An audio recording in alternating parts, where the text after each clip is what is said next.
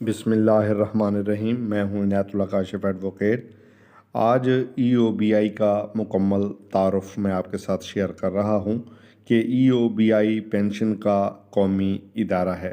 ملک کے لاکھوں ضعیف العمر معذور ملازمین اور ان کے لواحقین کی کفالت کا نگہبان ای او بی آئی کی پہلی پینشن 75 روپے ماہانہ تھی، اور آج کل یہ پینشن 8500 روپے ہو چکی ہے۔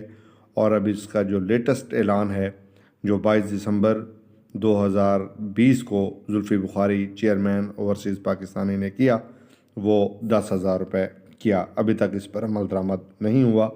پینشن یافتگان کی سہولت کے لیے ملک کی تاریخ میں پہلی بار صاحب فراش پینشن یافتگان کو گھر کی دہلیز پر پینشن کی فراہمی، یوٹیلیٹی سٹور سے منتخب اشیاء صرف پر 10% خصوصی رعایت، بیمہ جات و حادثاتی موت کی فراہمی اور ریلوے کرایوں میں خصوصی رعایت جیسے اقدامات شامل ہیں۔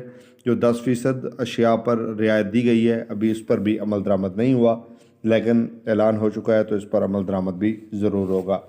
ای او بی آئی کی کوششوں کی بدولت 75 روپے ماہانہ پینشن سے سفر کا آغاز کرنے والا قومی فلاحی ادارہ ای او بی آئی اب ملک کے لاکھوں ریٹائرڈ معذور ملازمین اور ان کی بیواؤں کو 8,500 روپے ماہانہ پینشن کی ادائیگی کر رہا ہے۔ ای او بی آئی کا تعارف کیا ہے؟ اس کا قیام 1 جولائی 1976 بذریعہ ای او بی آئی ایکٹ مجریہ 1976 کیا گیا۔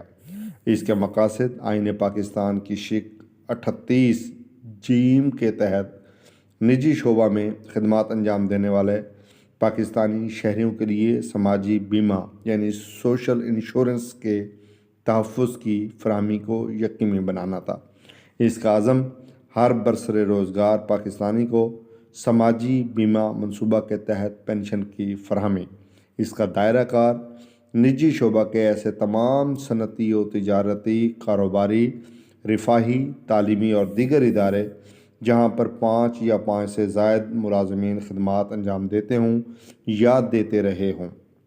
فرائض: آجروں اور ان کے ملازمین کی رجسٹریشن، ماہانہ کنٹریبیوشن کی وصولی، بیمہ دار افراد اور ان کے پسماندگان کو پینشن کی فراہمی۔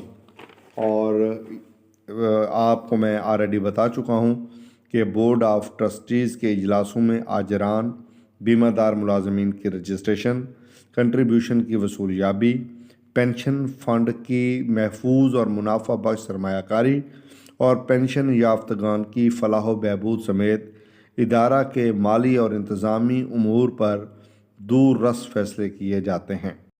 اس کے علاوہ بورڈ آف ٹرسٹیز کے تحت مالیات و حساب کتاب کمیٹی، سرمایہ کاری کمیٹی، انسانی وسائل کمیٹی، آڈٹ کمیٹی اور اپیلٹ اتھارٹی بھی قائم ہیں، جو وقتاً فوقتاً ادارہ کے انتظامی امور اور ترقیاتی منصوبوں کا جائزہ لینے اور ان پر غور و خوض کے بعد اپنی سفارشات بورڈ کو پیش کرتی ہیں۔ ماضی میں ملک کے نامور اور قد آور مزدور رہنما جناب خورشید احمد، جناب نبی احمد، پروفیسر محمد شفیع ملک مہربان خان، جناب ظہور احمد اعوان، جناب فضل ربی درد، جناب تاج محمد خان زادہ، ملک لال خان، جناب عبدالرحیم میر داد خیل، جناب محمد زمان، چودھری ظہیر احمد تاج، جناب گل رحمان، جناب حبیب الرحمان جنیدی اور جناب سلطان محمد خانوی ای او بی آئی کے بورڈ آف ٹرسٹیز کے رکن رہ چکے ہیں۔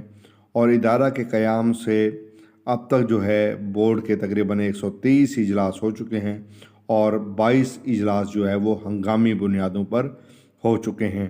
تو یہ ایک ایسا ادارہ ہے جو عوام کو سہولتیں دیتا ہے، اور جس مقاصد کے لیے اس ادارے کو قائم کیا گیا ہے، آج میں نے قانونی پیرائے میں اس کا مکمل تعارف کروا دیا ہے۔